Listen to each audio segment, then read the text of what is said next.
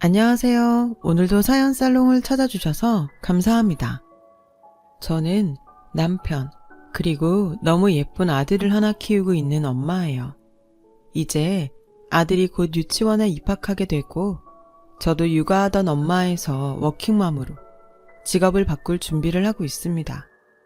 저희 가족은 이번 달에 이사를 갈 예정이에요. 이사라는 게 사실 굉장히 긴장되고 떨리는 일이기는 하지만 저희 가족, 특히 저와 남편은 더더욱 긴장됩니다. 도시로 나가는 게 얼마만인지 몰라요. 여태껏 저와 남편은 신혼살림부터 시작해서 섬마을에서 살았거든요. 이번에 이사 나간다고 섬마을의 어르신들이 선물도 많이 챙겨주시고 용돈도 많이 받았어요. 아무래도 섬마을이다 보니 가장 젊은 사람이 40대이실 정도로 연령대가 높습니다.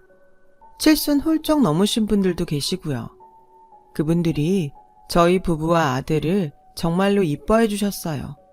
특히나 아들만 보시면 이게 얼마 만에 보는 어린애냐, 그놈 참 똘똘하게도 생겼네 하시면서 이뻐해 주시고, 아들이랑 같이 나가면 꼭 돈 몇 푼을 들고 돌아오곤 했죠.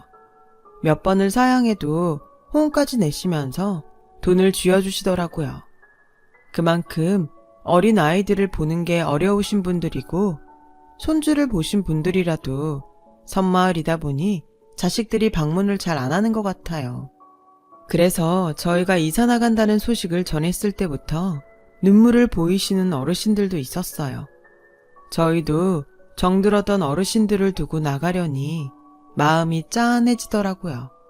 그래도 그래, 젊은 사람들이 도시 나가서 살아야지. 애도 있는데 여기서 애 키우기 힘들어 하시면서 응원을 많이 해주셨습니다.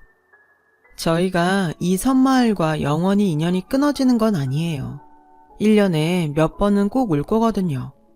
무엇보다 이곳에는 저와 남편이 정말 사랑하는 분이 잠들어 계시기 때문이에요.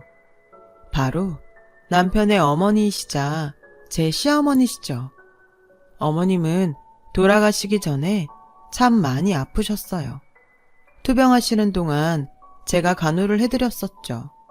신혼 시절이었는데 그때 주위에서 욕도 참 많이 먹었었어요. 바보 같다고요. 자기 같았으면 아픈 시어머니 간병하게 하는 남편하고는 결혼 안 했을 거라고요. 그런데 저는 전혀 원망하지 않았어요. 몇 가지 이유가 있긴 한데 가장 큰 이유는 남편을 사랑했고 믿었기 때문이었습니다. 남편은 제가 본 사람 중 가장 바르고 성실한 사람이거든요.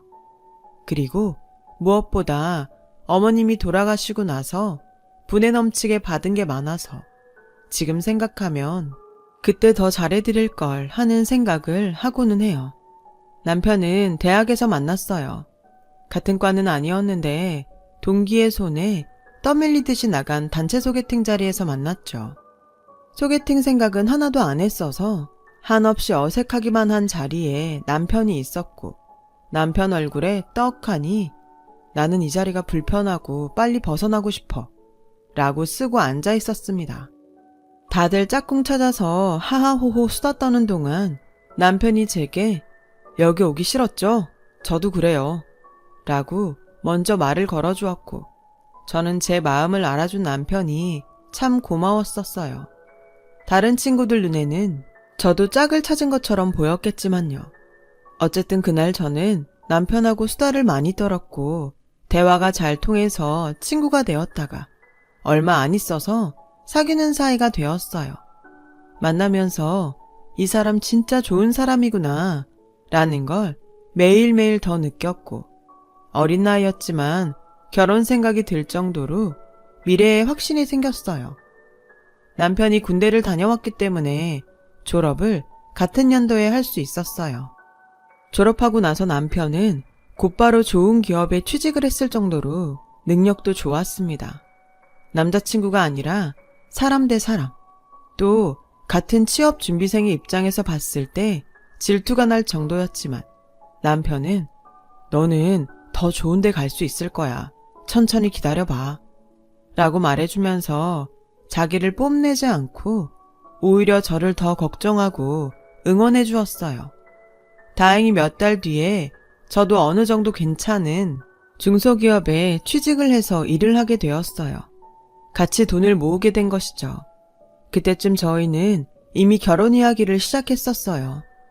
얼마 적금도 들고 돈을 모아서 결혼을 하자고 했죠. 저나 남편이나 결혼식을 크고 화려하게 할 생각은 없었기 때문에 큰 돈을 모을 때까지 기다리지는 않아도 금방 결혼을 할 거라고 생각했어요. 그리고 얘기한 대로 1년 반 정도가 지나서 어느 정도 자리를 잡았고 저희는 결혼을 하게 되었어요. 결혼 준비를 하면서 남편에게서 가정사를 처음으로 듣게 되었죠. 저희 집에 인사 와서 먼저 말을 하더라고요. 장인어른, 장모님, 저는 결혼식 때 가족을 부르고 싶지 않습니다. 라고요. 예상하지 못했던 말에 저희 부모님도 저도 놀랐고 남편은 차분하게 자신의 이야기를 설명해 주었어요. 제가 어릴 때 차별을 많이 받았습니다. 정말 서럽게요. 남편은 위로 형 1명, 누나 1명이 있다고 합니다. 막내인 남편은 늘 형과 누나에 치이면서 특히나 형이 장남이라는 이유로 형과 끊임없이 비교되면서 모든 걸 다 형한테 바치듯이 하면서 살았다고요. 어머니가 저를 보호해 주시긴 했는데 별 힘이 없었어요.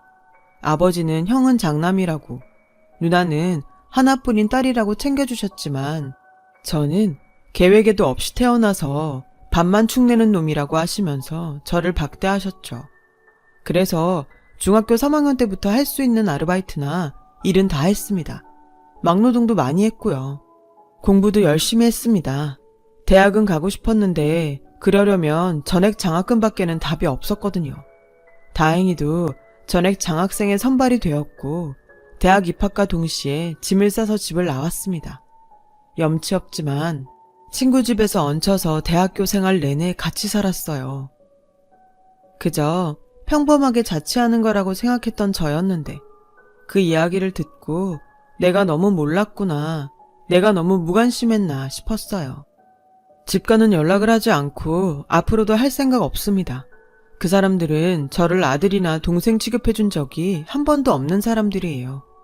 참 부끄러운 가정사라는 것은 알지만 두 분이 허락만 해주신다면 평생 장인어른 장모님을 제 부모님처럼 모시고 서영이랑 행복하게 살겠습니다.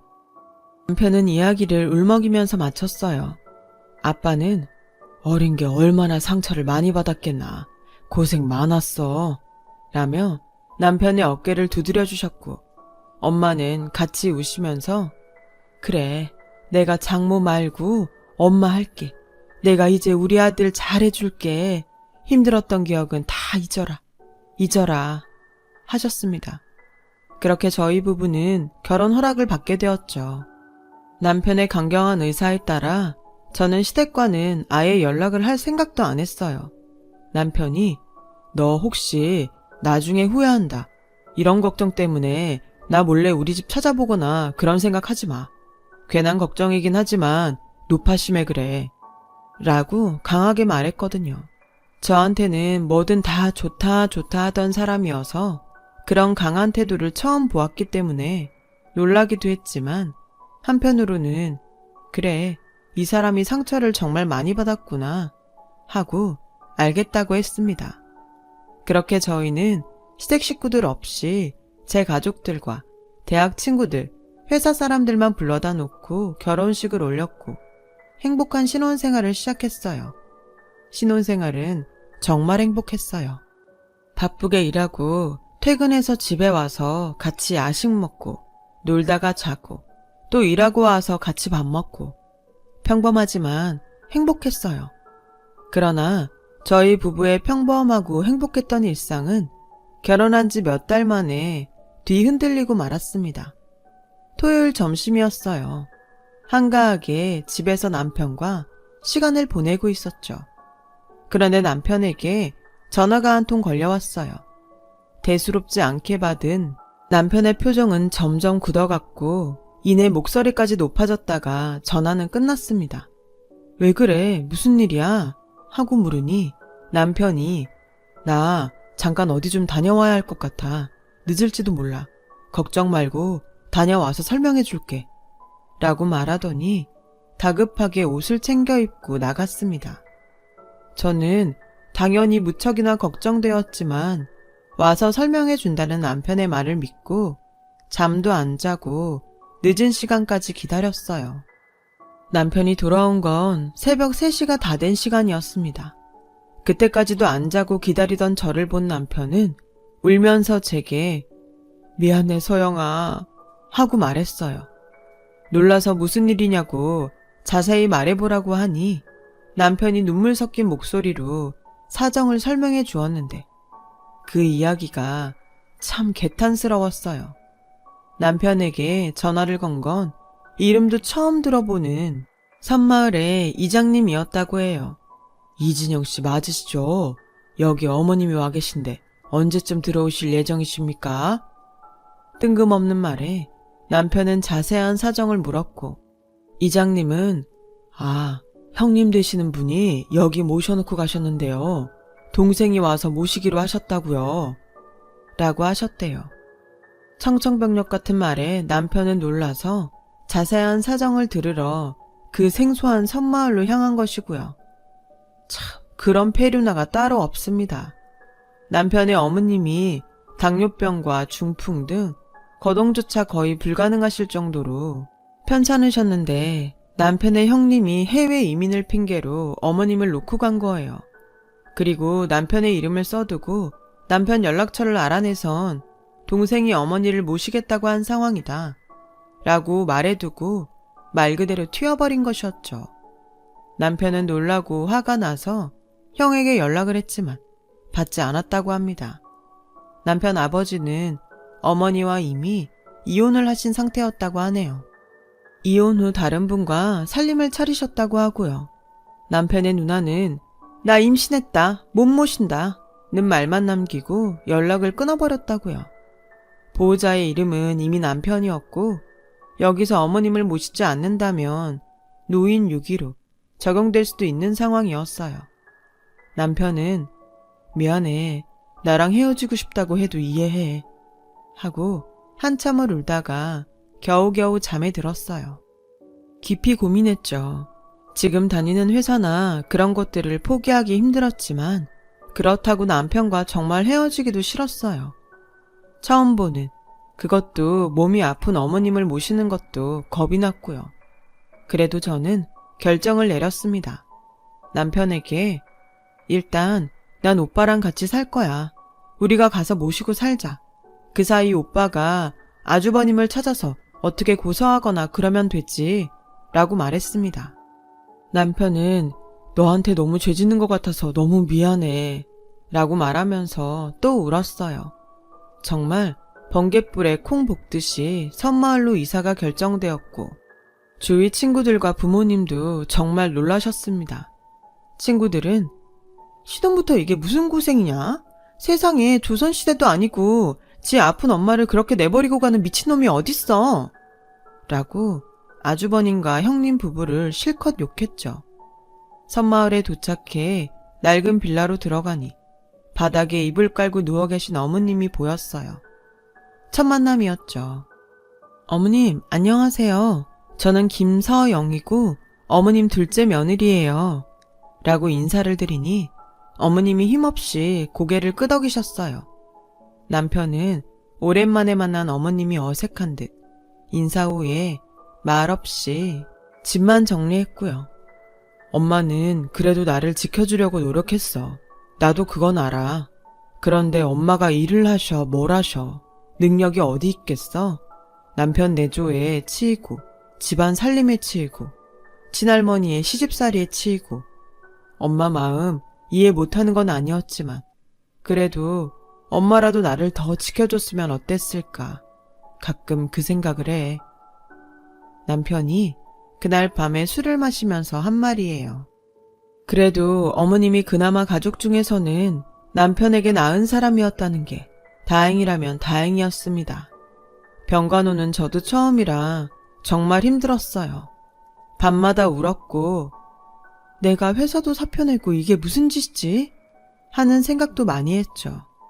남편은 일을 해야 했기에 몇 시간이 걸리는 거리를 배 타고 섬에 들락날락하면서 회사를 다녔어요. 집에 들어오면 피곤하니까 도와달라고 말할 수도 없었죠. 미안하니까요. 밤에도 몇 번씩 일어나 어머님 약 챙겨드리고 상태 확인하고 때마다 배 타고 같이 도시로 나가서 병원 검사도 받고 했어요. 어머님은 말씀하시는 것도 힘들어 하셔서 주로 글씨를 써서 표현을 하셨어요. 병간호 시작하고 한 일주일이 지나서야 제게 처음으로 말을 건네셨죠. 첫 마디가 바로 미안하다 새아가야 였습니다. 종이에 쓴 그 글씨를 보는데 갑자기 뭔가 울컥하더라고요. 전형적인 가부장적 집안의 며느리로서 어머님이 겪으신 고생도 이해는 할 수 있을 것 같았습니다. 그래서 일부러 어머님 걱정 마세요. 저 체력 강한 여자예요. 하면서 어머님을 안심시켜 드렸어요.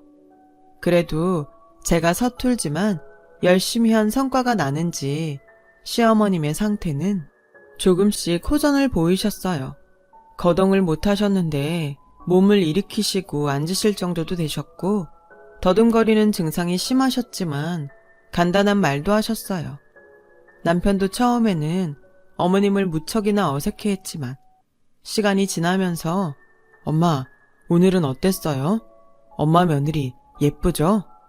하면서 말도 붙이고 인사도 하면서 천천히 사이가 풀어지기 시작했어요. 그래도 남편의 기억 속 어머니는 자기를 보호해주던 모습이었으니까요.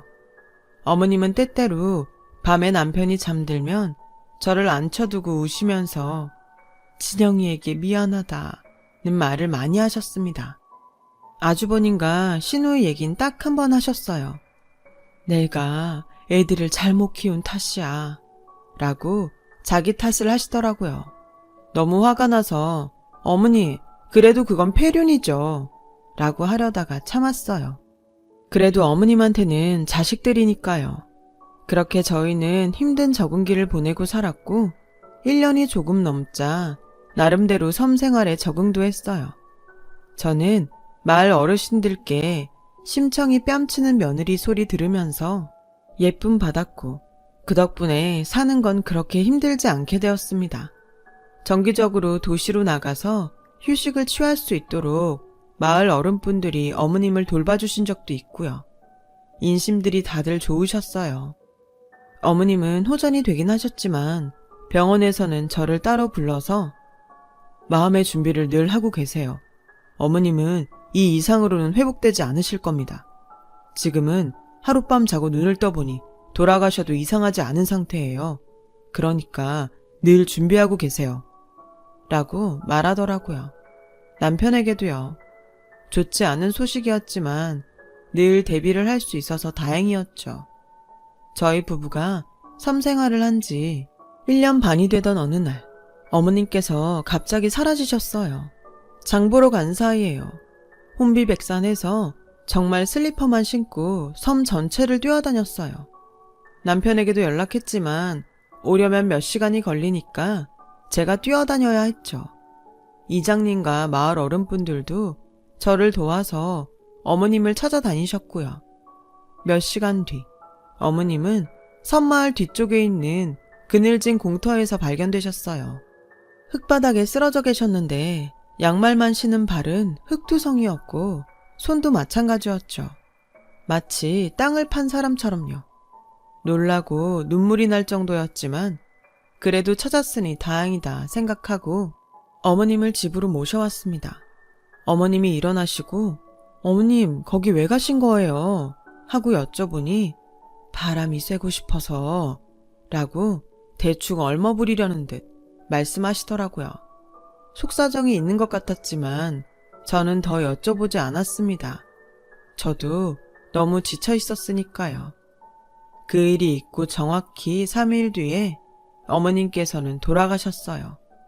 주무시다가 아주 평화롭게요. 새벽에 약 챙겨드리려고 일어났는데 뭔가 이상해서 코에 손을 대서 숨을 확인해 보니까 돌아가셨더라고요.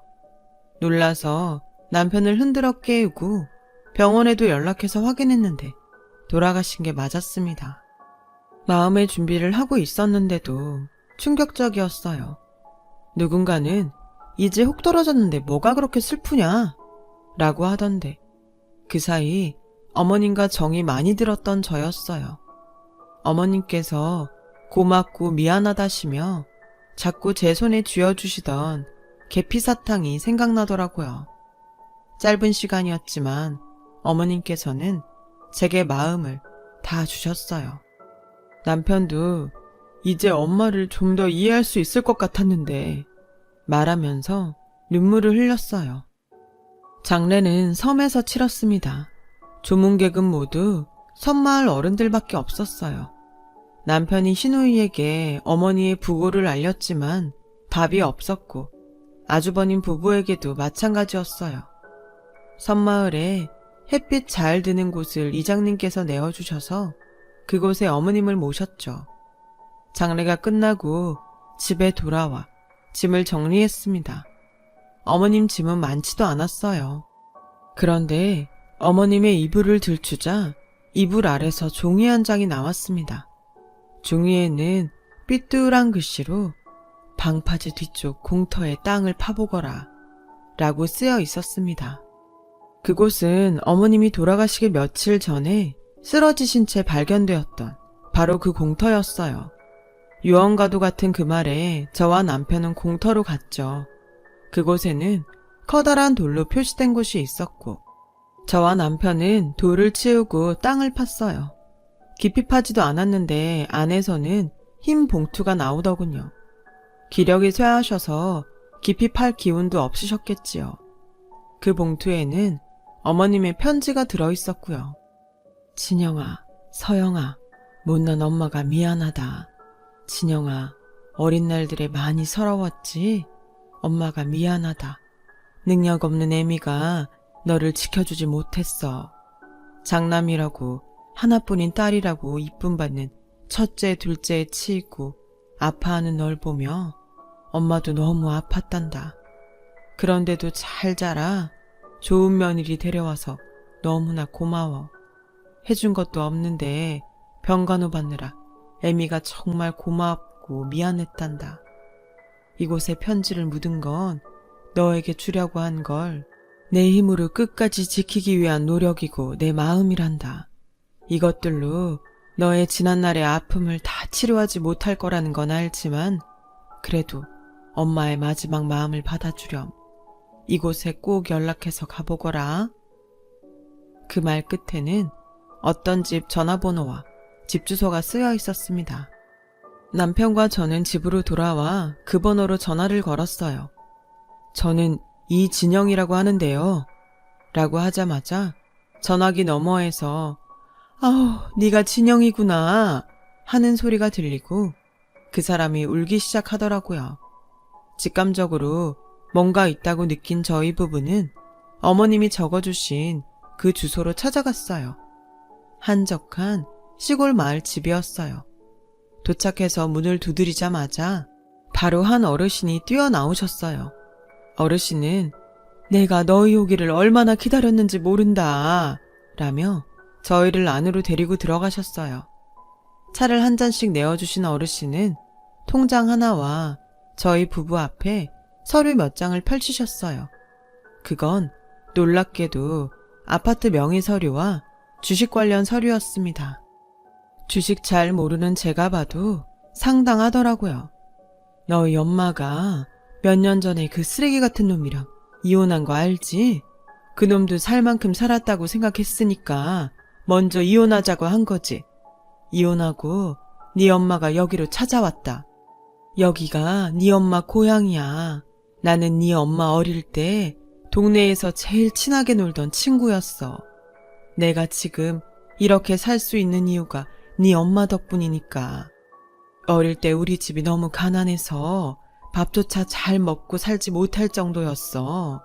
네 엄마는 항상 나를 더 챙겼고 네 외할머니 외할아버지 되시는 분들도 나를 딸처럼 정말 아껴주셨었거든.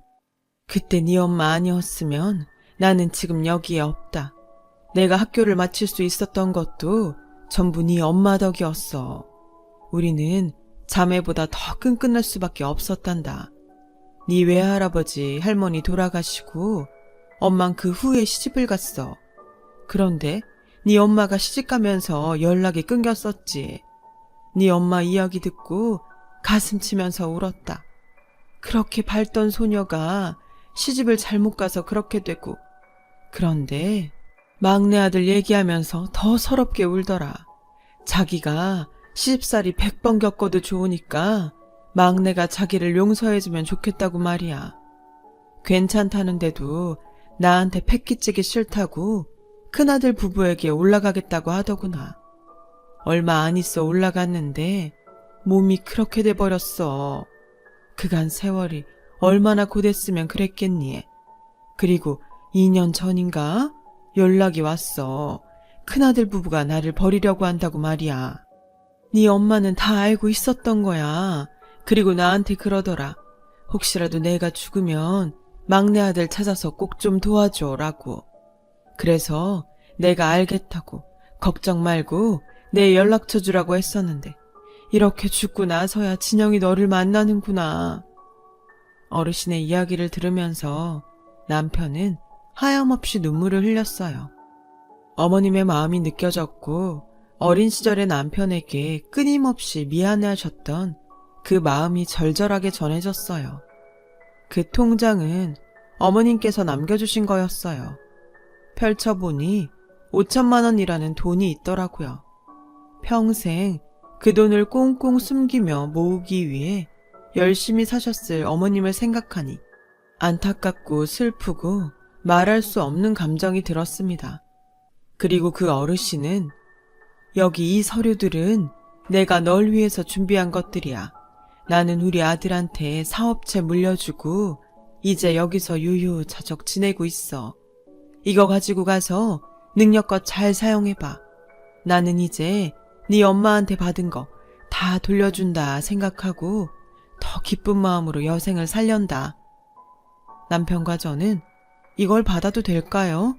하고 물었지만 어르신은 당연하지. 네 엄마가 나한테 어떤 사람인데 나는 너희가 내 친구 바람대로 잘 살았으면 한다.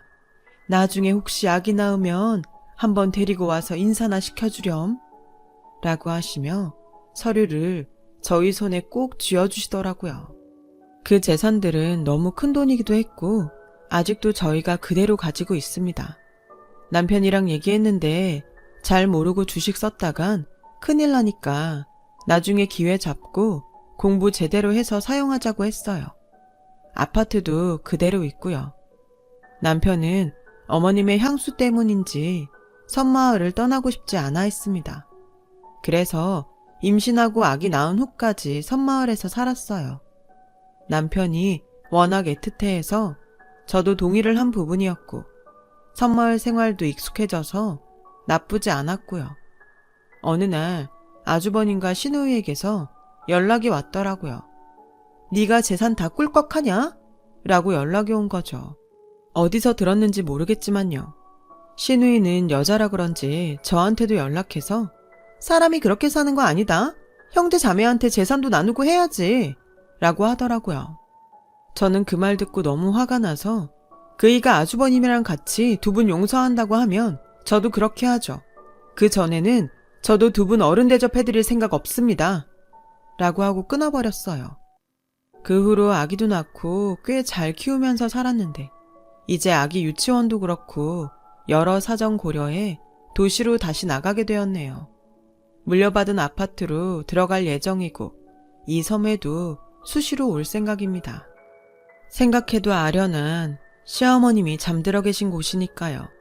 아직도 여전히 생각나면 참 가엾어서 눈물 나는 어머님과 우리 남편이지만 그래도 이제 우리 세 식구 어머님 그곳에서 뿌듯하시게 더욱 열심히 잘 살아보려고 해요. 어머님도 하늘에서 다 보고 계실 테니까요. 이사갈 생각을 하니 여러 가지 생각이 드는 날에 주저리 글을 썼네요. 들어주신 모든 분들 감사합니다. 항상 건강하시고 행복하시길 바랍니다. 여러분, 사연 댓글에 응원과 현명한 조언 부탁드려요. 좋아요와 구독은 저에게 큰 힘이 됩니다. 오늘도 좋은 일 가득하세요.